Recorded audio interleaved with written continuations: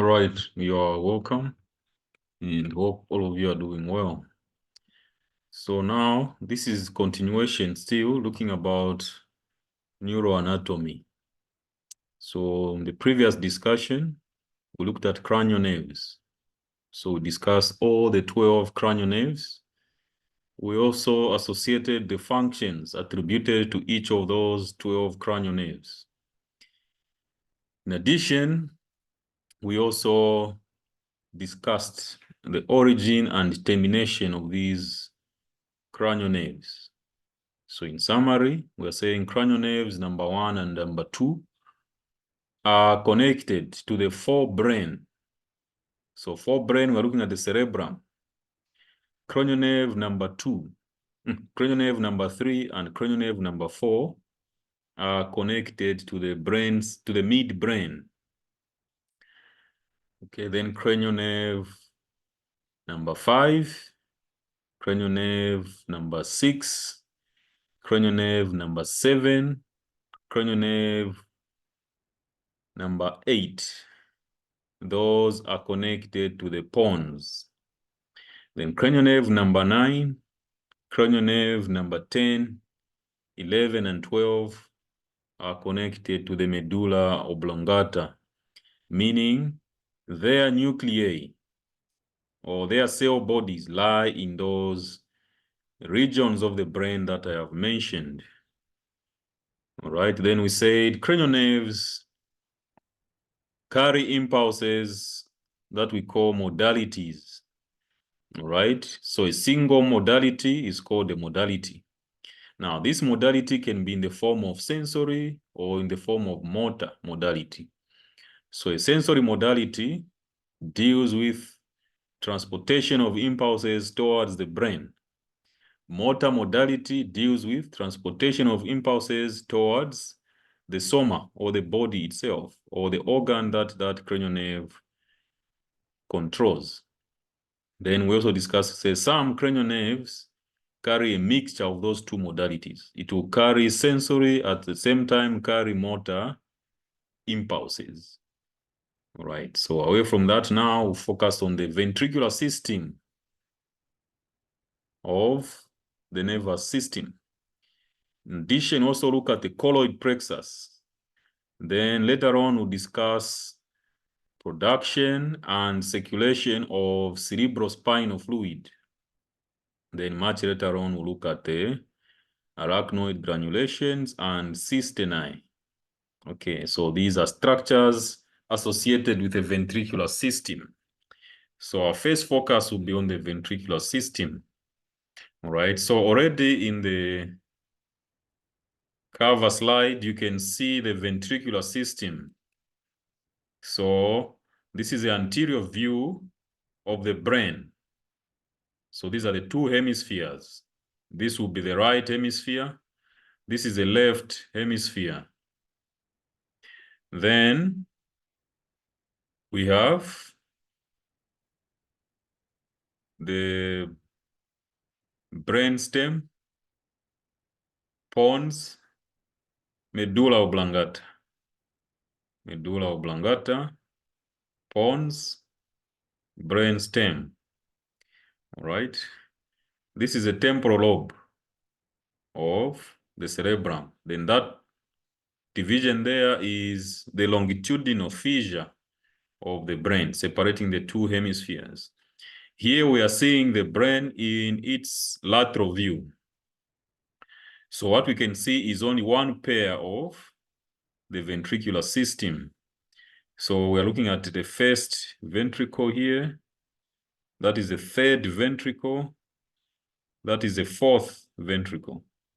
So the first ventricles are two, and we just call them as lateral ventricles. So since they are two, they carry those now. So this can be number 1 or number 2. Or if you want, you can start numbering them from the left going to the right, or right going to the left, whichever way really is insignificant.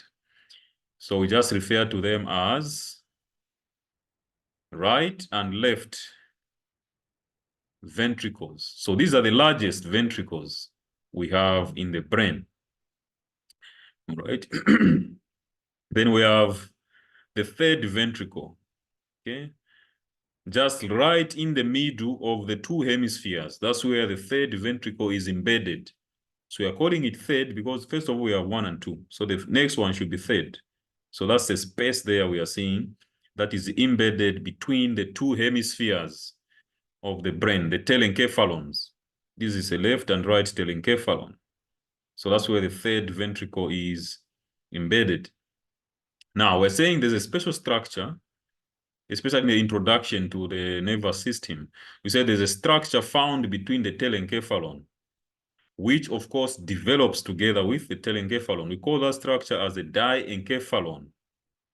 So the diencephalon has about 4 parts: thalamus, epithalamus, subthalamus, and hypothalamus. Now, the thalamus is the largest part of the diencephalon. Okay, now we're saying it's ovoid in shape. So within the thalamus, that's where we find the third ventricle. So it's located there. There. This is where the thalamus is. So that's the third ventricle. Then, if we go inferiorly or caudally, we run into the fourth and the last ventricle there. So this ventricle is found in between the pons, medulla oblongata in front or anterior, and cerebellum posterior. So that is the space there. Fourth ventricle, right? So here, this is the anterior view of the ventricles. Of course, these are the two left and right ventricle. That is the third ventricle. That is the fourth ventricle, as shown here as well in the lateral view. All right. So connecting these ventricles now, we have channels and foramens. So we have channels and foramens that connect these ventricles, all right? Before we even go any further, these are the two lateral ventricles, the largest ones of the ventricles we have in the body, in the brain. Then connecting these two lateral ventricles to the third ventricle is what we call the interventricular foramen of Monro. Foramen of Monro. So since there are two lateral ventricles, then we expect to have two interventricular foramen of Monro. One on the left, that one, the other one on the right, that one. So you see those two connections. So cerebrospinal fluid that will be formed in these, ventricles, the lateral ventricles, will pour into the third ventricle via the left and right interventricular foramen of Monro. Then, as it fills, cerebrospinal fluid in the third ventricle will pour into the fourth ventricle now via this elongated channel. You can see that it is vertical because it lies in the midline. The third ventricle also lies in the midline, same with the fourth ventricle. Okay. But the two lateral ventricles lie in the lateral or in the peripheries. They are not in the midline. But this one and that one are in the midline. So there's a channel connecting the fourth ventricle and the third. So cerebrospinal fluid will come from the third and pass through the mesencephalic or cerebral aqueduct of Sylvius.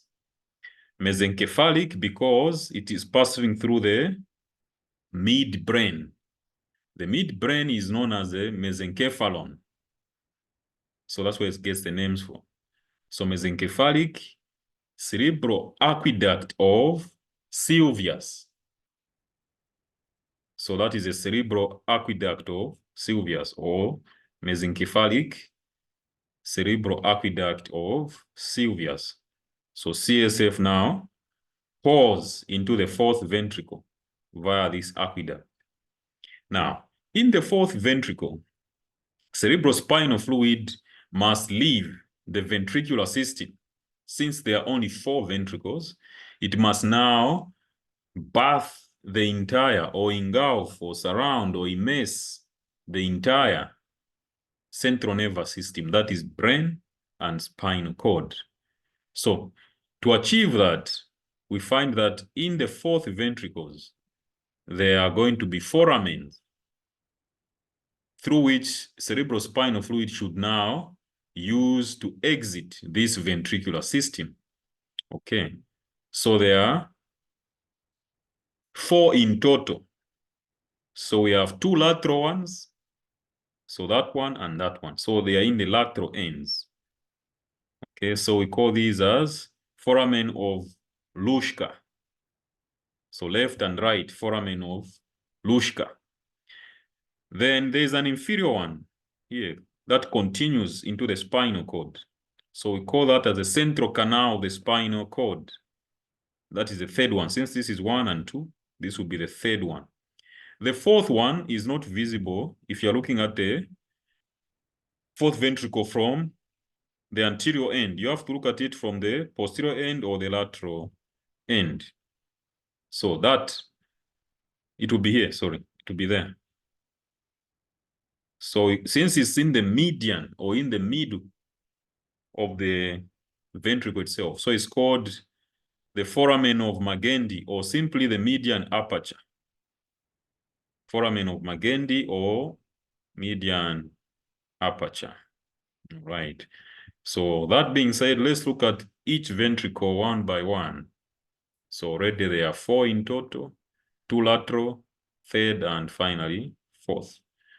Okay, something worth mentioning is that cerebrospinal fluid is formed or produced within the ventricles. Lateral ones, third, and fourth. Each of these ventricles is producing cerebrospinal fluid. Right, then it circulates through the channels and foramen, and then finally, cerebrospinal fluid enters what we call the subarachnoid space. Okay, it is in the subarachnoid space where cerebrospinal fluid is needed most, because in that space now, cerebrospinal fluid can now offer all those functions it offers to the brain: nourishment, protection, cushion, and so on and so forth. All right, so let's look at the ventricles one by one, starting with the lateral ventricles. Right. So we'll start with the lateral ventricles, having in mind that these lateral ventricles are 2, and they are the largest of all ventricles in the brain. So that is right, that is left. Now, if you look at them, especially from the lateral end, they appear like a C-shaped structure. So begins anteriorly, goes all the way to the posterior lobe of the brain, and then back into the temporal lobe. So this is the anterior lobe, this is parietal lobe, this is occipital lobe, this is temporal lobe. So it goes all the way, touching all these lobes. Anterior lobe, parietal lobe, occipital lobe, temporal lobe. So it touches all the lobes of the brain except the insula. That is a small lobe that is found within the temporal lobe. All right. Since it's C-shaped and each one lies in the hemispheres of the brain, we see that now the 2 ventricles, the lateral ventricles, will be separated by a thin septum. Okay. So that is left, that is right. So there's a thin septum in between there that splits or separates the 2. We call that a septum pellucidum. So septum pellucidum acts as a point of division between the left and the right lateral ventricles. Then this was already mentioned to say there are small foramens now that connect the lateral ventricles to the third ventricle. That one. So those are the interventricular foramen of Monro. Okay. Now, Each lateral ventricle has divisions. All right. Just give me a minute now.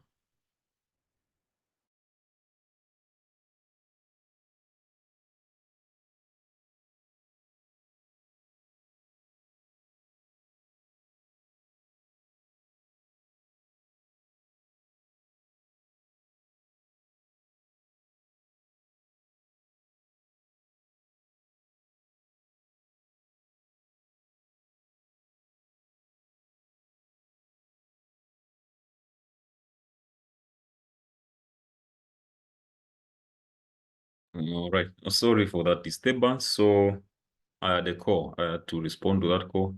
Nevertheless, let's continue. So we're saying the lateral ventricles are divided. Okay, just a minute.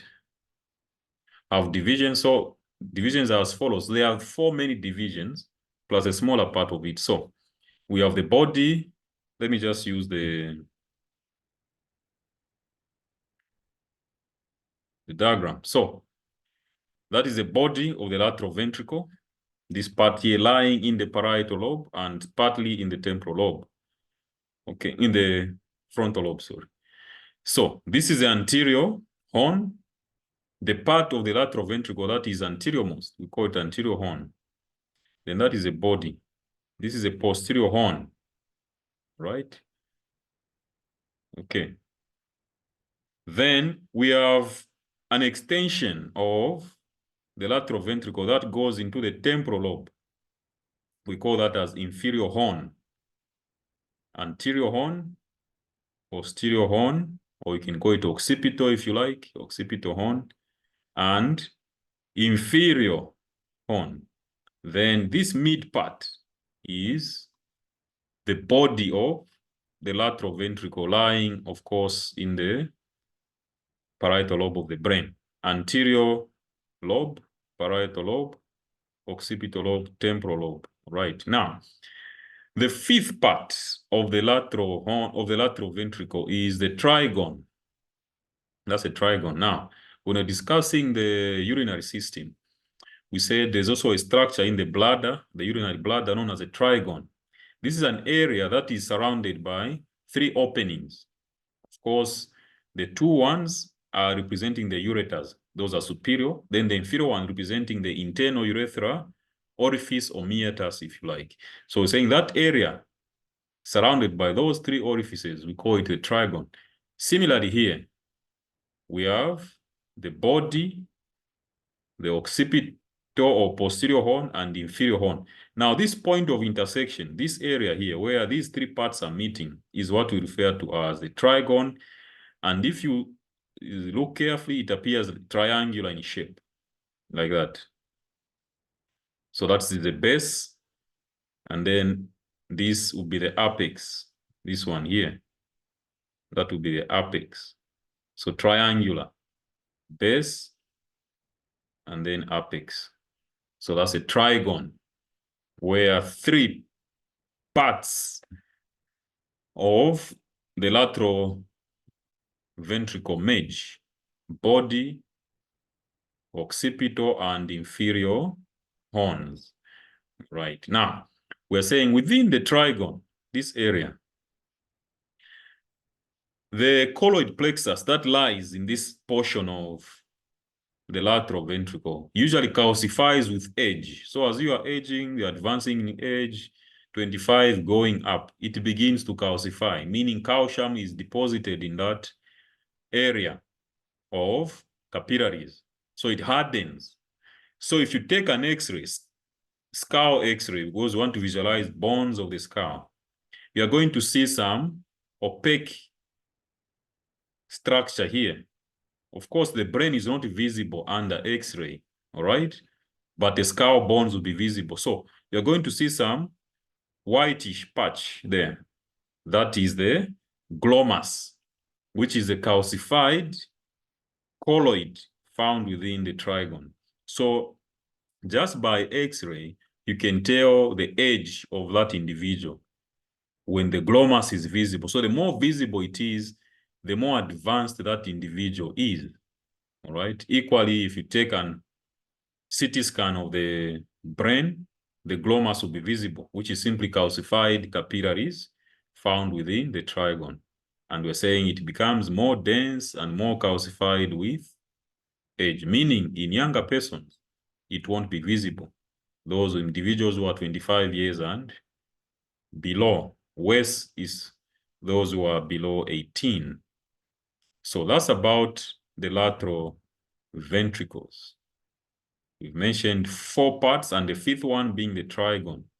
And we're saying these are the largest ones when it comes to size of all ventricles in the brain tissue. Let's look at the 3rd ventricle. We're saying the 3rd ventricle lies within the diencephalon. To be specific, within the thalamus. So the thalamus is the house of the 3rd ventricle. So this is where the thalamus is. And by now, you know the function of the thalamus. And indeed, the whole diencephalon, you know the function. Now, we're saying the 3rd ventricle communicates with the lateral ventricles by interventricular foramen of Monro.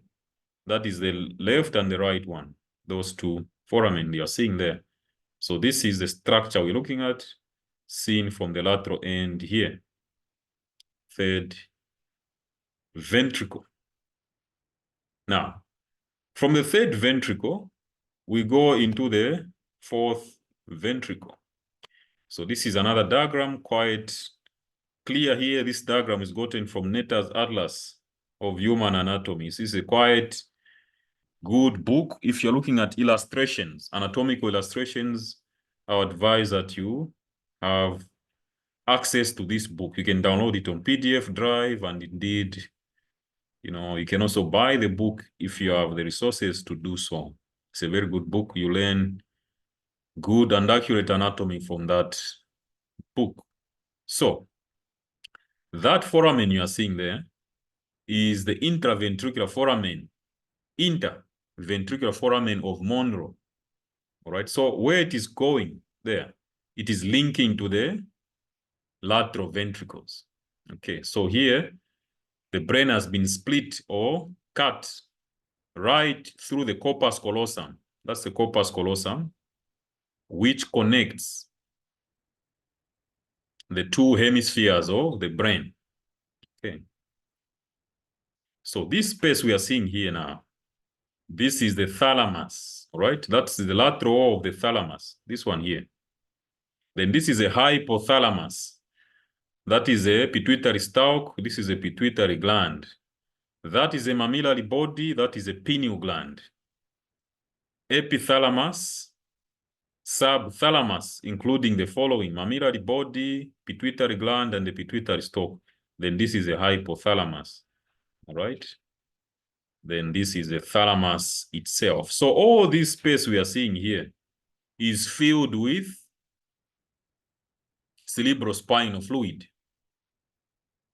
Then you can see that capillary network there. That is a choroid plexus of the 3rd ventricle. Choroid plexus of the 3rd ventricle. So when this space fills with cerebrospinal fluid, it will now flow inferiorly through this channel. So we call this as cerebral aqueduct of Sylvius, or you can call it mesencephalic cerebral aqueduct of Sylvius.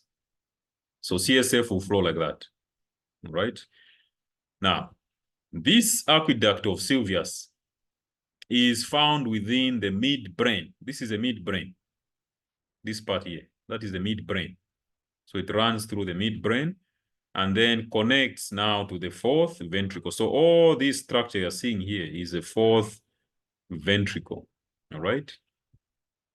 Now, the 4th ventricle, of course, is the last ventricle. And out of this, cerebrospinal fluid should leave the ventricular system. So that is the 4th ventricle with its own choroid plexus. That's a choroid plexus then. Then this is cerebellum, pons, medulla oblongata. Right. Come in. Just a minute.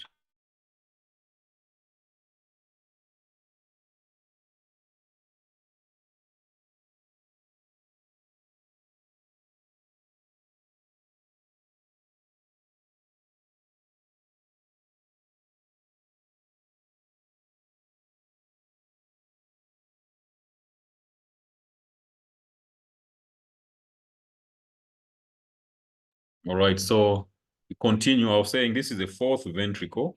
This is the pons. This is the medulla oblongata. Now, observe the following, that we are going to expect at least 4 foramens out of the fourth ventricle. Of course, you can even add this one here as the fifth, but mainly when I say fourth, we're talking about outlet. This is the inlet to the fourth ventricle from the third one. So I'll just count the outlet ones, because these will channel cerebrospinal fluid out of the ventricular system. So let's begin with the median one, all right? Now, median one, because we are saying this lies in the midline. Let me take you back a bit to the previous diagrams. So we're looking at this. This is a fourth ventricle. Now, even though it is posterior, it is still in the midline there. So it will be at the back there, at the back, but still in the midline. Then the others will be in the lateral ends. So we call them lateral apertures. So there are 2 lateral apertures, one on the right, one on the left. Then there will be an inferior aperture there that continues with the central canal of the spinal cord. So for now, I want to explain the median aperture. So we can't see it from the anterior end because it lies on the posterior surface. So this is a median aperture. It is posterior. It's not anterior. It is posterior there. So the median aperture of the fourth ventricle is also known as the foramen of Magendie. Foramen of Magendie, or simply median aperture of Magendie. So that is number 1, where CSF will be flowing out of the fourth ventricles and eventually out of the ventricular system. The second one, this is the fourth ventricle. So fluid would drain, CSF would drain just continuous like that.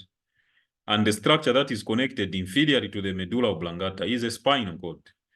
So that central canal runs throughout the length of the spinal cord.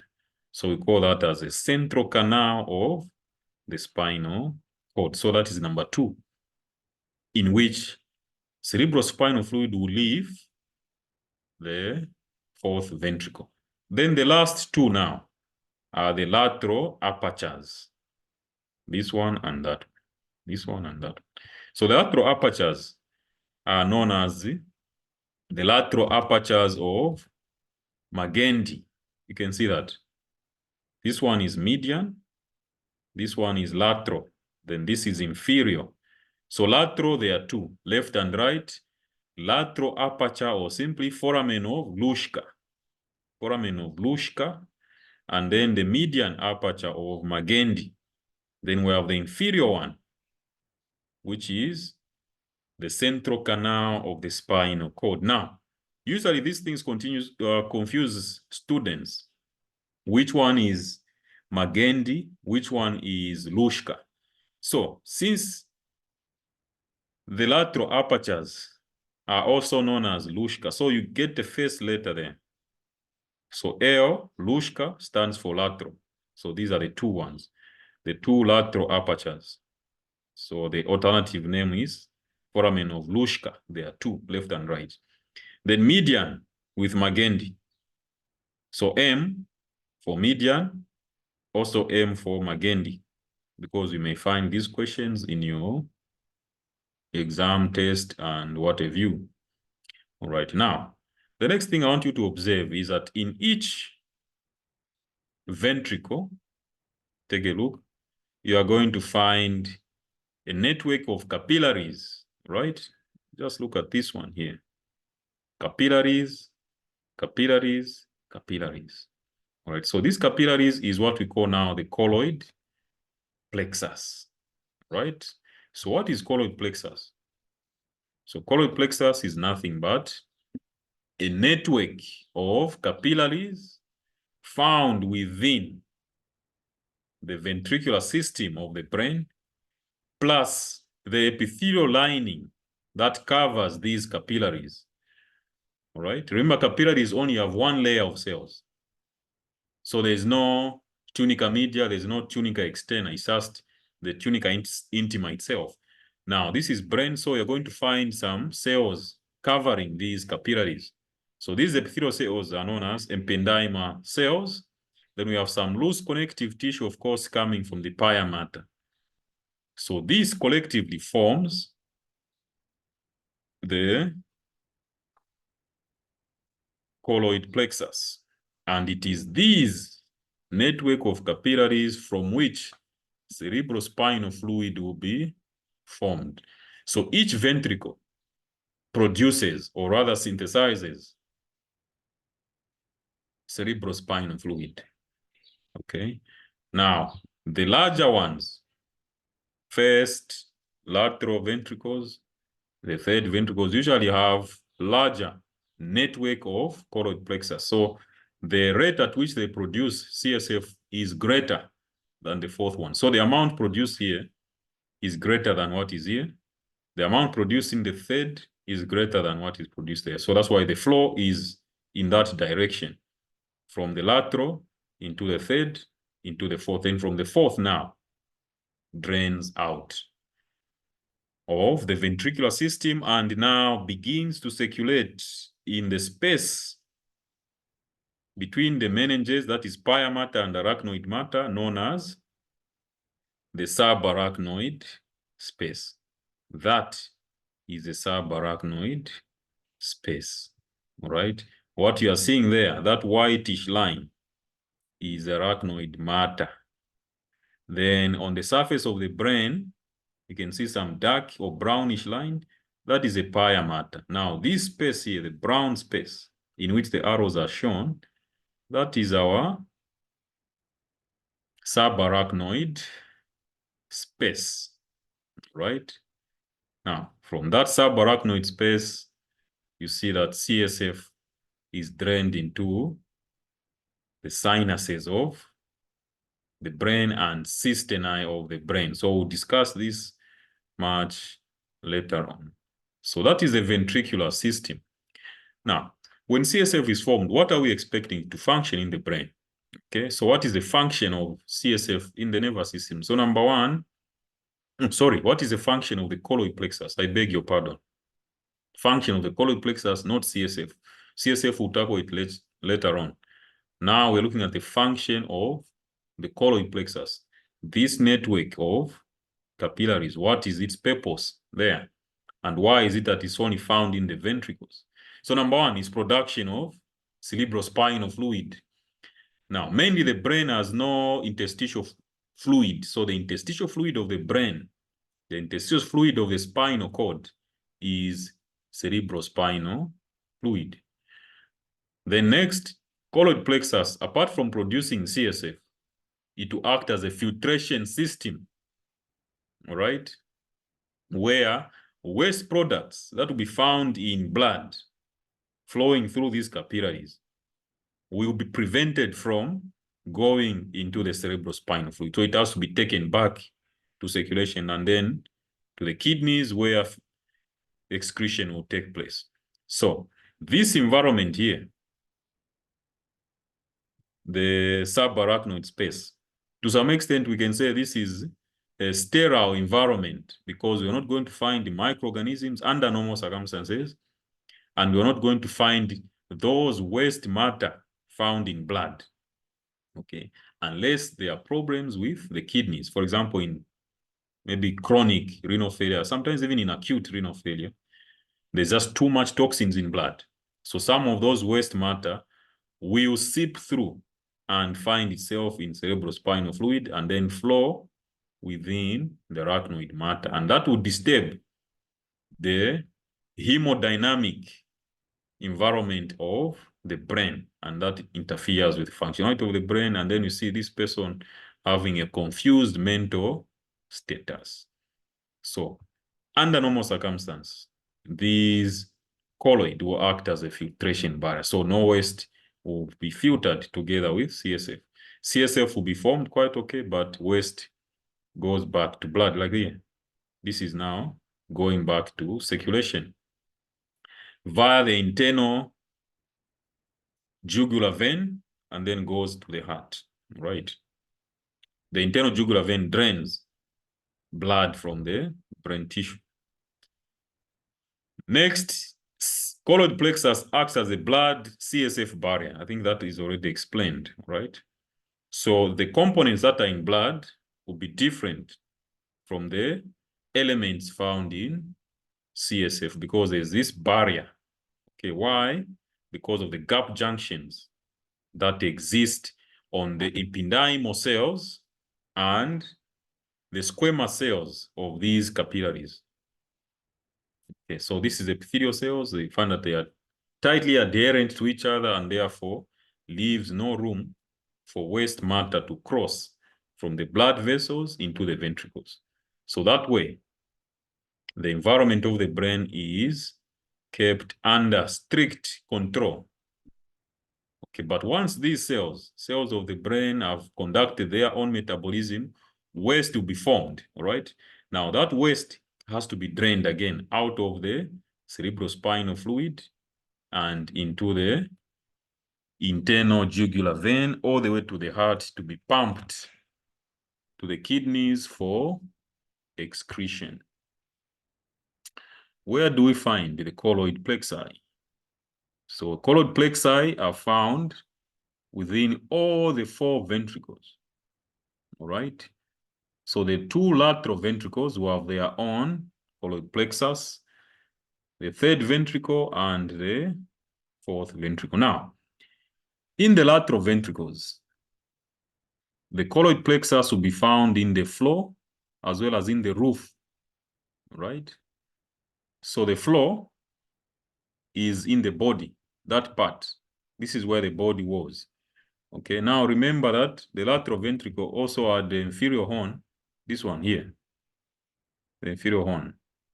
Okay, so in the inferior horn, the choroid plexus will be found in its roof. Okay, then we go to the 3rd ventricle. The 3rd ventricle, the choroid plexus is found in its roof. Look at that. This is floor of the lateral ventricle. This is where the body is. But the inferior horn has been cut off. It's supposed to run like that. Because this is the occipital horn, the inferior horn will be there. So it's not shown here so that we can see the 3rd ventricle. So 3rd ventricle in its roof, that's where we find the choroid plexus. Then finally, we find the choroid plexus in the 4th ventricle in its roof, but the inferior part of the 4th ventricle, because this is a roof also.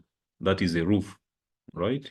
Because of the arrangement of the cerebellum and the 4th ventricle there. So all of these are producing cerebrospinal fluid. So when CSF now exits the ventricular system, you can follow these arrows. See where it is circulating now. It is now surrounding the whole brain. Then here surrounds the whole spinal cord. Some of it continues all the way down to the spinal cord. So the CSF that is flowing here is giving nourishment, protection, and so on and so forth to the cells of the spinal cord that are closer to its mid part there, right? So just a minute.